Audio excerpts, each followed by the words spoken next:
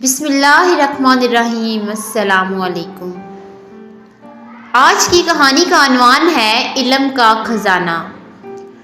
پیارے دوستوں، قدیم زمانے کی بات ہے کہ کسی ملک میں ایک رحم دل بادشاہ حکومت کرتا تھا جو اپنے عدل و انصاف کی وجہ سے بڑا مشہور تھا۔ بادشاہ نے اپنے وزیروں کو یہ حکم دے رکھا تھا کہ اسے ملک کے کونے کونے کی خبروں سے باخبر رکھا جائے تاکہ کوئی بھی غریب آدمی انصاف سے محروم نہ رہے۔ ایک دن بادشاہ کا وزیر سمندر کے کنارے کسی کام سے اپنے قافلے کے ساتھ گزر رہا تھا کہ اس نے ایک بوڑھے آدمی کو سمندر کے کنارے کے ساتھ ساتھ دوڑتے اور یہ کہتے ہوئے سنا، میرا خزانہ سمندر کے اس پار ہے۔ بوڑھا آدمی دوڑتا ہوا کبھی اس طرف آتا اور کبھی دوڑتا ہوا دوسری طرف جاتا۔ وزیر بوڑھے کی یہ بات سن کر بڑا حیران ہوا۔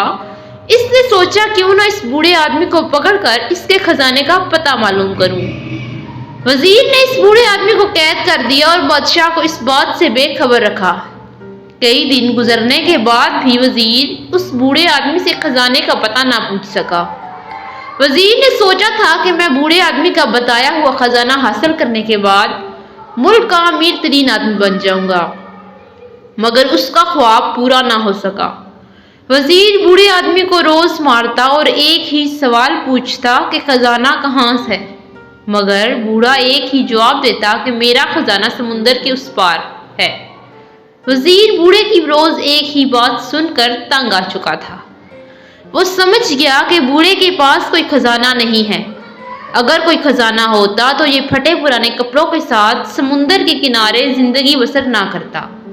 یہ تو کوئی مجھے پاگل دیوانہ لگتا ہے، کیوں نہ میں اپنے دل کی میل کو صاف کر کے یہ ساری باتیں بادشاہ سلامت کو بتاؤں۔ ہو سکتا ہے یہ بوڑھا آدمی بادشاہ کو ہی خزانے کا پتہ بتا دے یا اس کو پاگل سمجھ کر چھوڑ دے۔ وزیر نے یہ سارا معاملہ بادشاہ سلامت کو بتایا۔ بادشاہ نے اپنے خادموں سے کہا، اس بوڑھے آدمی کو صاف ستھرے کپڑے پہنا دو اور کھانا کھلا کر میرے پاس لے آؤ۔ پھر بادشاہ نے کہا، بابا جی آپ کا خزانہ کہاں ہے؟ بوڑھے آدمی نے پھر وہی جواب دیا کہ میرا خزانہ سمندر کے اس پار ہے۔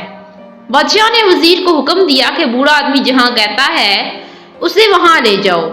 وزیر نے سفر کی تیاری شروع کر دی۔ اگلے دن صبح سویرے گھوڑے تیز رفتاری سے دوڑتے چلے جا رہے تھے۔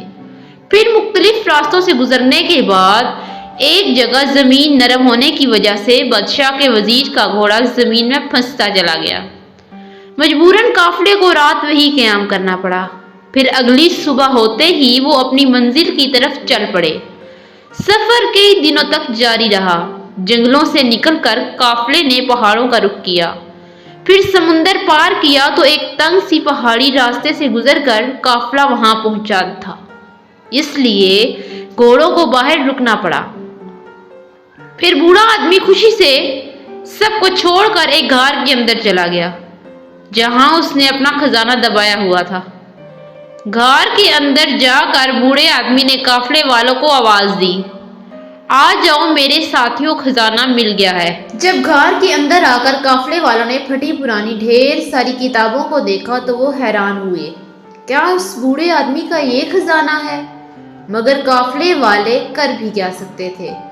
جب وزیر اور اس کے ساتھی پھٹی پرانی کتابوں کو گھوڑوں پر لاد کر بادشاہ کے محل میں پہنچے تو بادشاہ بوڑھے آدمی کی پھٹی پرانی کتابیں دیکھ کر حیران رہ گیا اور دل میں سوچنے لگا کہ کیا بوڑھے آدمی کا خزانہ یہ پھٹی پرانی کتابیں ہی ہیں؟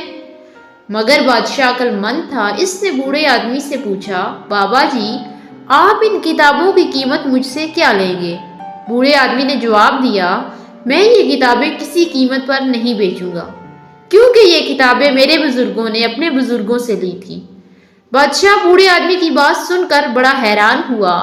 بادشاہ نے ایک مرتبہ پھر بوڑھے آدمی سے کہا، آپ مجھ سے ان کتابوں کے بدلے میں احدی بادشاہت لے لیں، کیا آپ کو یہ سودا منظور ہے؟ بوڑھے آدمی نے پھر کتابیں دینے سے انکار کر دیا۔ بادشاہ نے بوڑھے آدمی کو ہر طرح سے آزما لیا۔ بوڑھے آدمی نے آخر کار کہا کہ بادشاہ سلامت، اگر آپ مجھے ساری بادشاہت بھی دے دیں تب بھی میں اپنے بزرگوں کی امانت آپ کو نہیں دوں گا۔ بادشاہ بوڑھے کی بات سن کر بے حد خوش ہوا اور کہا کہ علم بہت بڑی دولت ہے۔ بادشاہ نے بوڑھے آدمی کی شاگردی اختیار کر لی اور ایک عالم کا شاگرد کہلوانے میں فخر محسوس کیا۔ بے شک درخت اپنے پھل سے اور انسان اپنے عمل سے پہچانا جاتا ہے۔ میں امید کرتی ہوں کہ آپ کو آج کی کہانی پسند آئی ہوگی۔ اس طرح کی اور سبق آموز کہانیاں دیکھنے کے لیے چینل کو لائک، شیئر اور سبسکرائب ضرور کیجیے گا۔